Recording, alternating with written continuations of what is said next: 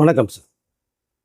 தமிழகத்தின் முதலமைச்சராக பதவியேற்றுக் கொண்ட விஜய் அவர் சட்டமன்றத்துக்குள்ள முதன்முறையாக உள்ள போகிற அந்த சட்டசபைக்குள்ள அந்த முதல்வர் சோஃபாவில் உட்கார்ந்த அந்த ஒரு காட்சியை பார்க்கும்போது உண்மையிலே ரொம்ப பெருமையாக சந்தோஷமாக இருந்தது. மக்கள் கொடுத்த மிகப்பெரிய ஒரு ஆதரவுன்னு தான் சொல்லிக்க முடியும் நம்ம இதை. ஸோ இதற்கு முன்னாடியே அந்த முதல்வர் சோஃபாவில் யார் யார் உட்காந்துருந்தாங்க அப்படிங்கிறது தெரியும் நமக்கு. கிட்டத்தட்ட நமக்கு பழைய ஞாபகங்கள் நிறைய வருது. அதை ஆனால் சட்டசபையில் நம்ம போய் பார்த்த நிகழ்ச்சிகள் நமக்கு உண்டு நம்ம இதை. ஸோ அந்த இடத்தில் தமிழகத்தின் 13வது முதலமைச்சராக விஜய் அவர்கள் அமர்ந்த அந்த ஒரு விஷயம் உண்மையிலேயே மக்களுக்கு தான் இந்த நேரத்தில் மிக நன்றி மகிழ்ச்சி தெரிவிச்சுன்னு நினைக்கிறேன். ரொம்ப அருமையாக அழகாக இருந்தது. இந்த காட்சிகள் பார்க்கும்போதே விஜய் அவர்கள் அந்த கிரீன் சோஃபாவில் உட்காந்துருந்த அந்த ஒரு அழகு. ஸோ அங்கே என்ன இன்னொரு விஷயம் பார்த்தீங்க அப்படின்னா, கிட்டத்தட்ட தமிழக அரசியல் வரலாற்றில் கூட சொல்கிறத விட இந்திய அரசியல் வரலாற்றில் கூட பார்த்தீங்க அப்படின்னா, ஒரு மூன்றாவதாக உள்ள வந்த ஒரு நபர் ஷார்ட் பீரியடில் ஆட்சியை பிடித்து அந்த அதை ஆளுகின்ற ஆட்சியாக முதல்வருடைய அந்த சோஃபாவில் உட்கார்ற ஒரு நிகழ்ச்சி. அதற்கு எதிரில் நீங்கள் பார்த்தீங்க அப்படின்னா, இதற்கு முன்பாக தமிழகத்தை ஆண்ட 2 மாபெரும் கட்சிகள் கிட்டத்தட்ட ஒரு 58 வருடமாக மாறி மாறி ஆட்சி புரிந்தவர்கள். இன்றைக்கு தாவேக ஆட்சி அமைக்கப்பட்ட பிறகு எதிர் வரிசையில் எதிர்கட்சியாக முதன்மை கட்சியாக ஒரு கட்சியும் அதன் பக்கத்தில் இன்னொரு கட்சியும் அமர்ந்திருப்பது என்பது நான் இதுக்கு முன்னாடி சொன்னதான். தமிழக அரசியல் வரலாற்றில் மட்டுமில்லை, இந்திய அரசியல் வரலாற்றில் நடக்காத ஒரு விஷயமாக தான் நான் பார்க்குறேன். அந்த ஒரு நிகழ்ச்சியை நேற்று நம்ம பார்க்க முடிஞ்சுது இந்த சட்டசபையில். அப்படி ரொம்ப அம்சமாக அழகாக விஜய் அந்த கிரீன் சோஃபாவில் உட்கார்ந்துருந்தது உண்மையிலேயே ரொம்ப பெருமையாக இருக்குன்னு தான் சொல்லிக்கிறேன். நம்ம விரும்பினேன் ஒரு இளம் முதலமைச்சர் ரொம்ப ரொம்ப ஃபோர்ஸ் ஆக்டிவாக தன்னுடைய செயல்பாடுகள் ஆரம்பிச்சிருக்காரு. நம்ம அதை பேசுகிறேன் நினைப்போம். அதற்கு பின்னால் பார்த்தீங்க அப்படின்னா, கிட்டத்தட்ட ஜேசிடி பிரபாகர் அவர்கள் போட்டியின்றி சபாநாயகர் நிரந்தர சபாநாயகர் தேர்ந்தெடுக்கப்பட்டிருக்காரு. நம்ம இதற்கு முன்னாடி நான் சொல்லியிருக்கேன், நம்ம வீடியோவில் சொல்லியிருக்கேன். ஏன்னா ஒரு அரசியல் அனுபவம் வாய்ந்த ஒரு நபர் தான் சபாநாயகர் போஸ்ட்டில் உட்கார வைப்பாங்க. ஏன்னா சபாநாயகருக்கு அதை விண் உயர வானளவே அதிகாரம் இருக்குது அப்படிங்கிறது நம்ம கேள்விப்பட்டிருக்கோம். இதற்கு முன்பாக சபாநாயகர் சொன்ன விஷயம் அதை. அப்போ அரசியல் அனுபவம் நிறைந்தவர், அரசியல் நுணுக்கங்களை தெரிந்தவர் ஜேசிடி பிரபாகர் அவர்கள். ஸோ சட்டசபையில் என்னென்ன நடக்கும், என்னென்ன கேள்விகள் வரும், எப்படி ஆர்குமெண்ட்ஸ்லாம் வருங்கிறது தெரியும். அதையெல்லாம் சமாளித்து ஹேண்டில் பண்ணி கொண்டு போகக்கூடிய ஒரு நபர் தான் நமக்கு வேணும். அது ஜேசிடி பிரபாகர் சரியான நபராக எல்லாரோடும் போட்டியிட்டு தேர்ந்தெடுக்கப்பட்டிருக்காரு. அவர் இந்தியாவிலேருந்து இந்த நிரந்தர சபாநாயகராக அதை பணியாற்றுவார் அப்படின்னு சொல்லி விரும்புகிறேன் நான். இன்னொன்று பார்த்தீங்கன்னா, முக்கியமான ஒரு விஷயம் 13 பெண்கள் டிவிகேல வின் பண்ணியிருக்காங்க. அதில் கீர்த்தனா அப்படிங்கிற ஒரு பெண்மணி, அவருடைய சொந்த ஊர் விருதுநகர். அங்கே இதற்கு முன்னாடி ரொம்ப சமூக அக்கறை உள்ளம் கொண்டவர்கள், நிறைய உதவிகள் பண்ணியிருக்காங்க. இந்த சமுதாயத்துக்கு தேவை நிறைய கருத்துக்களை பகிர்ந்திருக்காங்க, நிறைய விஷயங்கள் பேசியிருக்காங்க. நிறைய கட்சிகளுக்குள்ள அவர்கள் பாகுபாடின்றி அந்த ஊரில் பேசின விஷயங்கள் நிறைய இருக்குது. ஆனால் அப்படி ஒரு சமூக அக்கறை கொண்ட ஒரு பெண்மணிக்கு எந்த கட்சியுமே அங்கீகாரம் கொடுக்கல. பட் யார் ஆதரவும் தரலை. பட் இதை உணர்ந்து கொண்ட டிவிகேவுடைய தலைவர் விஜய் அவர்கள் இன்றைய தமிழக முதலமைச்சர் அந்த பெண்மணியை செலக்ட் பண்ணுறாரு. கீர்த்தனை வர வச்சு பேசுகிறாங்க. அவருடைய சோஷியல் ஒர்க்கு, சமூக சிந்தனை, நல்லது செய்யணும், மக்களுக்கு நாடு நல்லா வரணும், தன்னோட ஊர் நல்லா வரணும் நினைக்கக்கூடிய என்பதான். இங்கே தான் பார்த்தீங்கன்னா நிறைய வேட்பாளர்கள் சொந்த ஊரை தவிர்த்து வெளியூரில் போடப்படும் போது 234 தொகுதியும் விஜய் இங்கே முகம் தான் உங்களுக்கு ஞாபகம் வரணும், எனக்காக நீங்கள் வாக்களிங்கன்ட்டு தான் மக்கள்கிட்ட தன்னுடைய இந்த வெளிப்பாடப்படுத்தினார் விஜய் அவர்கள். அந்த அடிப்படையில் என்னுடைய வேட்பாளராக கிட்டத்தட்ட 15,000 ஓட்டுகளுக்கு மேற்பட்டு வாங்கி மிகப்பெரிய அளவில் ஒரு வெற்றியை பெற்றிருக்கார். ஸோ முதல் பெண்மணி இதுவரைக்கும் நடந்ததிலேயே தேர்தல் நின்று வெற்றி பெற்றவர் முதல் பெண்மணியாக கீர்த்தனா அவர்கள் அந்த தொழில் செலக்ட் பண்ணியிருக்காங்க. ஸோ அவருக்கு இப்போ அமைச்சருடைய போஸ்ட் ஒரு துறை ஒதுக்கப்படுது. ஸோ இப்படி நிறைய பெண்களுக்கு மிகப்பெரிய ஆதரவு தரணும் அப்படிங்கிறது தான் விஜய் அவருடைய மிகப்பெரிய ஒரு எண்ணம். அதாவது கீர்த்தனா அவர்களுக்கு மிகப்பெரிய அங்கீகாரத்தை கொடுத்துருக்காரு. அப்படி தான் நம்ம பார்க்க முடியும் நம்ம இதை. இதற்கு அடுத்து பார்த்தீங்க அப்படின்னா, அன்றைக்கு இந்த முதலமைச்சர் பதவியேற்ற பிறகு 3 கோப்புகளில் கையெழுத்துப்பட்ட விஷயம் நம்மளுக்கு தெரியும். முதன்மையாக அந்த 200 யூனிட்டு, அப்புறம் சிங்கப்ப நேரடிப்படை, அப்புறம் பார்த்தீங்கன்னா இந்த போதைப் பொருள் தடுப்பு அப்படிங்கிற அந்த ஒரு படையை நினைச்சாங்க. அது அந்த செகண்ட்ஸ்லேருந்து ஆக்டிவேட் ஆகினாங்க. காவல்துறை ரொம்ப ஃபோர்ஸாக இறங்கிட்டாங்க. இப்போ சமயத்தில் பார்த்தீங்கன்னா, இப்போது திருச்சியில் காவல்துறை எஸ்பி அவர்கள் அவர் ஒரு விஷயத்தை பேசியிருக்கார்.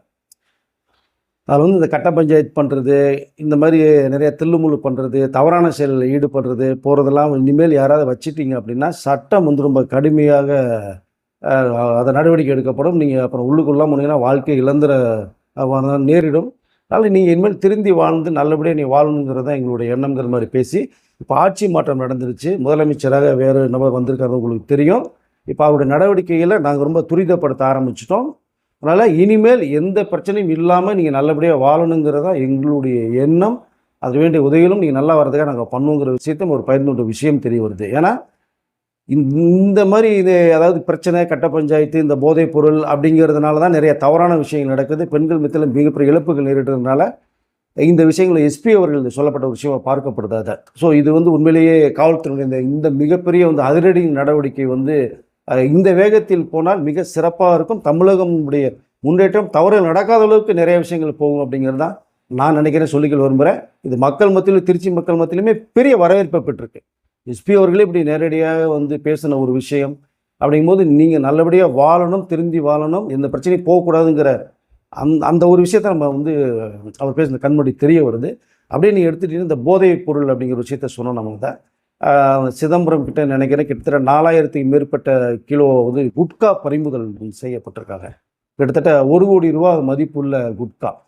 பட் அதுதான் அவர் சொன்னார், இதெல்லாம் நீங்கள் இந்த போதைப் பொருளுக்கு அடிமையாகி இளைஞருடைய வாழ்க்கையை நாசமாக போய் அவங்களுக்கு தவறான ஒரு வழி கொண்டு போய் இப்போ அவருடைய பேரண்ட்ஸ் ரொம்ப ரொம்ப மன உளைச்சலுக்கு ஆளாகி தன்னுடைய பசங்க வாழ்க்கை கெட்டு போதே அப்படிங்கிற சொல்லிக் கொள்ளாமல் அளவுக்கு வேதனைப்படும் போது தான் இவர் முதன்மையாக எடுத்ததே இந்த 3 ஆக்டிவேஷன் தான். ஃபர்ஸ்ட் இது பேசிக் சரி பண்ணிட்டாலே அடுத்து ஆட்டோமேட்டிக்காக எல்லாமே சரியாயிடும்.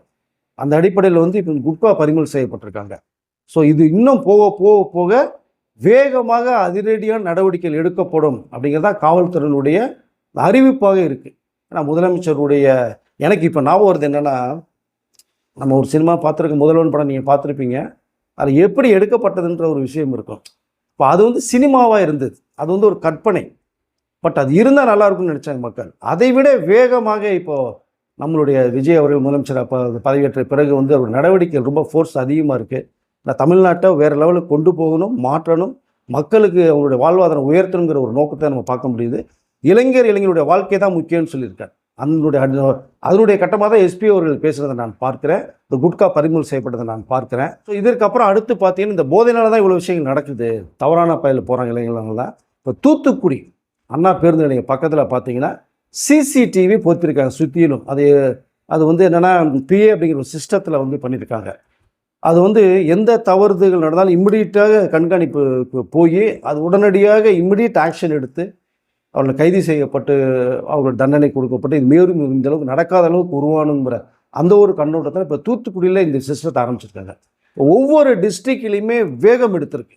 காவல்துறையினுடைய செயல்பாடுகள் மிக சிறப்பாக இருக்குது. இந்த மாதிரி இருந்ததுனாலே தவறுகள் நிறைய நடக்காது. தவறு செய்பவர் நினைக்கிறவங்க பயப்படுவாங்க. இப்போ இன்றைக்கி நம்ம வந்திருக்கிற முதலமைச்சர் விஜய் அவர்களுடைய இந்த நடவடிக்கை அதாவது இம்மிடியட்டாக நீங்கள் பண்ணணுங்கிற இந்த வேகம் அது உண்மையிலேயே வந்து வெகு விரைவில் 5 வருஷத்துக்குள்ள 1 வருஷத்துலேயே மிக சிறப்பான ஒரு முன்னேற்றத்தை தமிழகம் வரும்.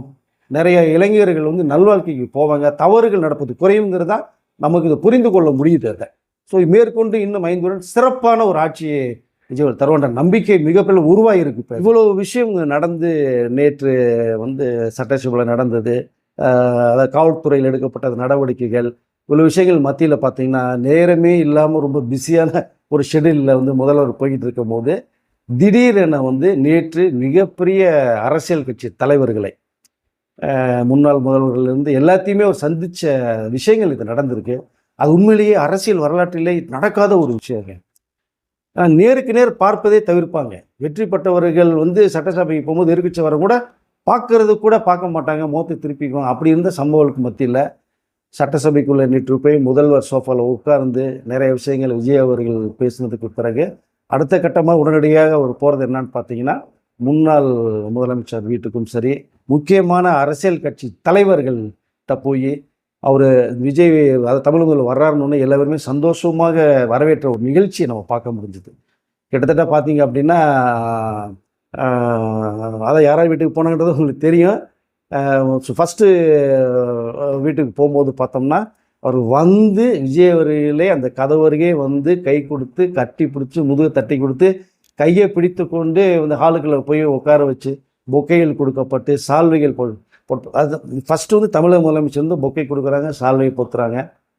அந்த திரும்பி மரியாதைக்கு பொக்கை கொடுக்கப்பட்டு சால்வை போடப்பட்டு எதிரெதிர் சோஃபாவில் உட்கார்ந்து அந்த பேசின அந்த காட்சி இருக்குது பார்த்தீங்களா, உண்மையிலேயே வந்து எப்படி சொல்கிறதுனே தெரியலங்க. இது வந்து பெரிய ஒரு மாற்றத்தையும் நல்ல அந்த அதாவது உணர்வுகளையும் வெளிப்படுத்துறது மாதிரி நமக்கு இருக்குது. இப்போது எளிமையான ஒரு முதல்வர் தான் நான் சொல்லியிருக்கேன், ஏழை மக்களின் முதல்வர், எளிமையான முதல்வர் அப்படின்னு தான் நான் சொல்லியிருக்கேன். அதுதான் நம்ம பார்க்க முடியுது. எல்லாத்தையுமே அனுசரிச்சுட்டு போகணும் அப்படிங்கிற அந்த ஒரு எண்ணம் நமக்கு, நம்ம முன்னோர்களாக இருந்தவர்களுக்கு வந்து ஒரு மரியாதை தரணும் அவர் அப்படிங்கிற அந்த ஒரு தாட்ஸு சந்திக்கணுங்கிறது நேற்று நடந்த நிகழ்ச்சி அப்படி தான் சொல்லுது. நிறைய அரசியல் கட்சி தலைவர்களே பார்க்கும்போது பார்த்தோம்னா விஜய் அவர்களுடைய இந்த எண்ணம் மிகப்பெரிய ஒரு எண்ணம். இது சிறப்பான ஒன்று. இது வந்து நாங்கள் இது வரைக்கும் பார்க்கல, கேட்டதும் கிடையாது. இப்படி வந்து எல்லாத்தையுமே பார்த்து அவர் பேசிட்டு போகிறது அப்படிங்கிறது வந்து சாதாரண விஷயம் இல்லை. அப்படிங்கும்போது முக்கியமான ஒரு தலைவர் வந்து என்ன சொல்லணும்னா, எனக்கு விஜய் அவர்கள் வந்து பார்த்தது பேசுனதெல்லாம் பார்க்கும்போது எனக்கு அறிஞர் அண்ணா அவர்களுடைய ஞாபகம் தான் வருது அப்படின்னு சொல்கிறாருன்னா, இப்போ அண்ணா அவர்கள் வந்து எவ்வளோ பெரிய ஒரு மனிதர் அப்படிங்கிறது எல்லாருக்குமே தெரியும். ஸோ அவருடைய ஞாபகம் வருது எனக்கு விஜய் அவர்களை பார்க்கும்போது அப்படின்னு சொல்கிறார். இன்னொருத்தவங்க என்ன சொல்கிறாங்கன்னா, நான் எம்ஜிஆர் அவர்களை பார்த்தது மாதிரி இருக்குது எனக்கு அப்படின்னு சொல்கிறாங்கன்னா, இங்கே மிக சிறப்பாக அதுதான் நான் சொல்லிக்கொள்ளுமே, அறிஞர் அண்ணா அவர்களையும் மக்கள் தலைவர் எம்ஜிஆர் அவர்கள் 2 பேரையும் சேர்த்து வச்சு விஜய் அவர்களுடைய ஒருத்தராக பார்ப்பது என்பது வந்து அது மிகப்பெரிய ஒரு எண்ணமாக நான் பார்க்கிறேன் அதை. ஸோ அப்படி பார்க்கும்போது இவர்களுடைய சிறப்பான இந்த வழிகள், அந்த ஆட்சி அவங்க எப்படி இருக்குங்கிறதான் கண்ணு முன்னாடி தெரிய வருது. ஸோ அப்புறம் அவங்க நிறைய பேர்கிட்ட போகும்போது வீட்டு வாசல் வரவேற்றுட்டு போனது, 2 பேர் வீட்டுக்குள்ளேருந்து வரவேற்றது, 2 பேர் வீட்டு வாசல்லே இருந்து வணக்கம் சொல்லி கை கொடுத்து கட்டி பிடிச்சி வீட்டுக்குள்ளே கூட்டி போய் பேசுனது. ஸோ இதெல்லாம் உண்மையிலேயே வந்து ரொம்ப என்ன சொல்ல கண்கொள்ளா காட்சியாக இருந்தது. அப்போது எல்லா பேருமே சில புத்தகங்கள் கொடுக்கப்பட்டது ஒன்று உங்களுக்கு ஒரு இருக்கும். புத்தகம் கொடுக்கப்பட்டது முதல்வர் வாங்கி கொண்டது. அப்புறம் முக்கியமாக வந்து ஒருத்தர் வந்து கருப்பு சிவப்புன்ற புத்தகத்தை ஒன்று கொடுக்கப்பட்டது. அது யாருங்கிறத நீங்கள் கமெண்ட் செக்ஷனில் சொல்லுங்கள். ஸோ விஜய் அவர்களுக்கு மிக நெருங்கிய நண்பர், முன்னாள் நண்பர், இப்போ அரசியலில் இருக்காங்க பிரபலமாக, அவரும் நடிகர் தான். ஸோ இப்படி நிறையா பேர் வந்து விஜய் அவர்களை வந்து வீட்டுக்குள்ளே கூப்பிட்டு போய் பேசுனது, உட்கார வச்சு பேசுனது. நாங்கள் விஜய் அவர்களுக்கு வந்து வாழ்த்துக்களை சொல்லணும், அறிவுரைகளை நாங்கள் சொல்லலை, பட் வாழ்த்துக்களை நாங்கள் சொன்னோம், ஆசீர்வதிச்சோம் அப்படிங்கும்போது பார்த்தோம்னா ரொம்ப சிறப்பாக ஒன்று இருக்குது. இந்த நேரத்தில் சில பேர் வந்து என்ன பேசுகிறாங்க அப்படின்னா, இப்போ எல்லாத்தையும் நீங்கள் போய் பார்த்து பேசுகிறீங்கன்னா இனிமேல் நீங்கள் வந்து உங்கள் செயல்பாடுகள் எப்படி இருக்கும், இப்போ சாதாரணமாக இருக்குமா அப்படிங்கிற மாதிரியான ஒரு விஷயத்தையும் வந்து கிளப்ப ஆரம்பிச்சிட்டாங்க. ஸோ மக்களுக்கும் அந்த எண்ணம் வந்து உருவாக்கிடக்கூடாது. மற்றவர்கள் பேசி பேசி பார்க்கும்போது நான் சொல்லிக்க விரும்புகிறேன், அது மரியாதை நிமித்தமாக ஒரு அன்பு செலுத்துவதற்காக அவர்களிடம் பார்த்துட்டு நான் உங்கள் முதல்வர், நான் உங்களை வந்து பார்க்க வந்திருக்கேன்னு சொல்கிறதுக்காக மட்டுமே தான் நம்மளுடைய முதல்வர் விஜய் அவர்கள் போனதாக தான் நான் சொல்லிக்கொள்ள விரும்புகிறேன். நான் அவருடைய எண்ணம் அதுமாக தான் இருக்கும்.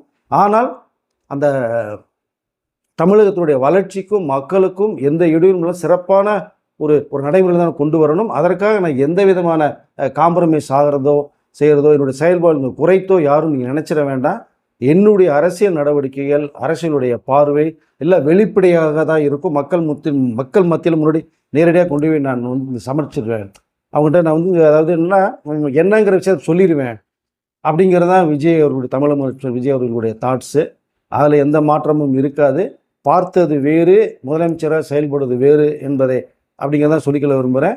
ஒரு சில பேர் அப்படி கருத்துக்களை பேசுகிறாங்க, ஒரு சில பேர் வந்து ரொம்ப பிரமாதமாக இருக்கிற நடவடிக்கைகள் அப்படிங்கிற விஷயத்த வந்து பேசுகிறது உணர முடிஞ்சது. நம்ம அதை இந்த நேரத்தில் சொல்லிக்கணும்னு நான் விரும்புகிறேன் நான் அதை. அதனால் அவர் வந்து நேற்று எல்லா தலைவரும் பார்த்தது வேறு, இன்றைக்கு வேறு சில தலைவர்களை பார்க்க போகிறாங்க, இது வேறு.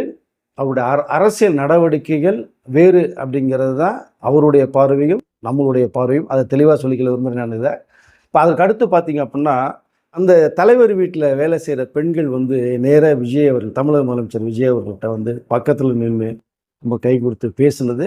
அதில் ஒரு பெண் வந்து தமிழக முதல்வர் வந்து அப்படி ஒரு மாதிரி திருஷ்டி கழிப்பாங்க இல்லையா, அதை வந்து அப்படியே பண்ணி இந்த நெத்தியில் சொடக்கு விடுவாங்க ஒரு மாதிரி. அதில் பண்ணும்போது வந்து என்ன ஒரு ஆனந்தம் அந்த பெண்கள். நம்ம நினச்ச ஒரு முதல்வர் வந்து வந்திருக்காங்க தமிழ்நாட்டுக்கு. அதே மாதிரி தமிழக முதல்வர் விஜய் அவர்களும் பார்த்திங்கன்னா அவருடைய திருஷ்டி கழித்து அந்த நெட்டி வர்றது மாதிரி இருக்கும். ஸோ இது வந்து தான் பெண்கள் மத்தியில் வந்து மிகப்பெரிய ஒரு நிறந்த மனசுக்குள்ள நிரந்தர இடத்தை வந்து பிடிச்சிட்டார் அப்படிங்கிறது தான் தெரிய வருது. அதை ஸோ அதை மீண்டும் சொல்லிக்கிறது தான், நம்ம பார்த்த முதல்வர்கள்லாம் வேறு வேறு மாதிரி இருந்தவர்கள். இவர் ரொம்ப நம்மளோட நெருங்கி நம்ம குடும்பத்தில் ஒருத்தராக, அவர் சொன்னது மாதிரி தான், உங்கள் வீட்டில் இருக்கிற ஒரு விஜய் தான் நான் சொல்கிறது மாதிரி தான் ஒவ்வொரு வீட்லேயுமே இருக்கிற ஒரு பிள்ளையாக நம்ம தமிழக முதல்வராக இருக்காருங்கிறதா இந்த நிகழ்ச்சி எனக்கு காட்டுது. ஃபஸ்ட்டு சொல்லும்போது இந்த போதைப் பொருள் வந்து கண்டிப்பாக அதை மிகப்பெரிய ஒரு சட்டத்தை ஏற்றி கொண்டு வரணும்னு சொல்லியிருந்தார் இல்லையா. இப்போ அதனுடைய நடவடிக்கையாக டாஸ்மாக் மதுக்கடைகள் 717 கடைகள் 2 வாரத்துக்குள்ளாக உடனடியாக மூடிவிட வேண்டும் அப்படிங்கிறத இம்மிடியட்டாக ஒரு ஆக்ஷன் எடுக்க சொல்லியிருக்காங்க. அதில் என்ன எங்கெங்கே அப்படின்னு பார்த்தீங்க அப்படின்னா, ஒரு சார்ட் இருக்கு, நான் சொல்லிடுறேன். பொதுமக்கள் நலனை கருத்தில் கொண்டு இந்த கோயிலெலாம் இருக்கும், உங்களுக்கு நிறைய வந்து ஆலயங்கள் இருக்கும். இப்போ அதனுடைய பக்கத்தில் இருக்கிற 276 கடைகள். ரெண்டாவதாக பார்த்தீங்கன்னா இந்த ஸ்கூல், காலேஜ், கல்வி நிறுவனங்கள் இருக்கும். ஸோ அந்த கல்வி நிறுவனங்கள் பக்கத்தில் இருக்கிற கிட்டத்தட்ட 186 கடைகள். இதற்கு அடுத்து பார்த்தீங்கன்னா இந்த bus stop, bus stand, main bus stand எல்லாம் இருக்கும். நிறைய ஊரில் சின்ன பெருநிலையம், பெரிய நிலையம்லாம் இருக்கும். அது பக்கத்துல எல்லாம் பார்த்தீங்கன்னா 255 கடைகள். மொத்தமாக இந்த கோயில் ஆலயங்கள் பக்கத்தில், ஸ்கூல் காலேஜ் பக்கத்தில், பஸ் ஸ்டாண்டு பக்கத்தில் இருக்கிற 717 கடைகளை 2 வாரத்திற்குள் மூடிவிட வேண்டும் என்பது முதலமைச்சருடைய ஆணையாக பிறப்பிக்கப்பட்டுள்ளது. இது இப்போதைக்கு உள்ளது. இனி போக போக மதுக்கடைகள் குறைக்கப்படும் அப்படிங்கிற விஷயத்தையும் வந்து முதல்வர் அவர்கள் வந்து ஒரு அறிக்கையில் சொல்லியிருக்காங்க. ஸோ இது உண்மையில் வரவேற்கத்தக்க ஒரு விஷயமா நான் பார்க்குறேன். பல இளைஞர்களுடைய வாழ்க்கையை உயர்த்துகிறார் நம்முடைய தமிழக முதல்வர். பல பெண்களுடைய வாழ்க்கையையும் அவர் உயர்த்துகிறார் அப்படிங்கிறதான் இந்த நிகழ்ச்சி மூலமாக நமக்கு தெரிய வருது. பல குடும்பங்கள் பிரகாசமாக வாழ்க்கையை வாழ்வதற்கும் இந்த மதுக்கடைகளுடைய குறைப்பு வந்து பார்க்கப்படுது. இன்னும் மேலும் நிறைய கடைகள் வந்து மேலும் மேலும் குறைக்கப்படுங்கிற விஷயத்தையும் அவர் சொல்லிக்கொள்ள ஆசைப்படுறாரு. உண்மையிலே பெண்கள் மத்தியில் வந்து இது உண்மையில் சிறப்பான வரவேற்பை பெற்றிருக்கு அப்படிங்கிறதான் சொல்லிக்கொள்ள விரும்புகிறேன் நான் இதை. ஸோ மொத்தத்தில் நேற்று நடந்த இந்த சட்டசபையில் நடந்த அந்த விஷயங்கள்லேருந்து, போலீஸ், காவல்துறை அவர்கள் அறிக்கை, இந்த போதைப்பொருள் ஒழிப்பிலிருந்து, ஸோ இன்று இந்த மதுக்கடைகள் குறைப்பு வரைக்குமே பார்த்தா ஒரு சிறப்பான ஒரு விஷயத்தை நேற்று விஜய் அவர்கள் வந்து பண்ணியிருக்காங்க, தமிழக முதல்வர் விஜய் அவர்கள் பண்ணியிருக்காங்கிறதா நான் சொல்லிக்கொள்ள விரும்புகிறேன். நான் அதை மேலும் இன்னொரு சிறப்பு விஷயமாக இப்போது சொல்லிக்கிறேன். 2 வருடத்திற்கு முன்பாக கட்சி ஆரம்பிக்கப்பட்டு மக்கள் மத்தியில் செல்வாக்கு மிகுந்து 2 மாபெரும் கட்சிகளை தூக்கி ஓரமாக எதிர்கட்சி வரிசையில் உட்கார வச்சுட்டு ஆளுங்கட்சியாக தாவேகா இன்றைக்கு சட்டசபைக்குள் தமிழக முதல்வராக உட்கார்ந்துருக்காங்க.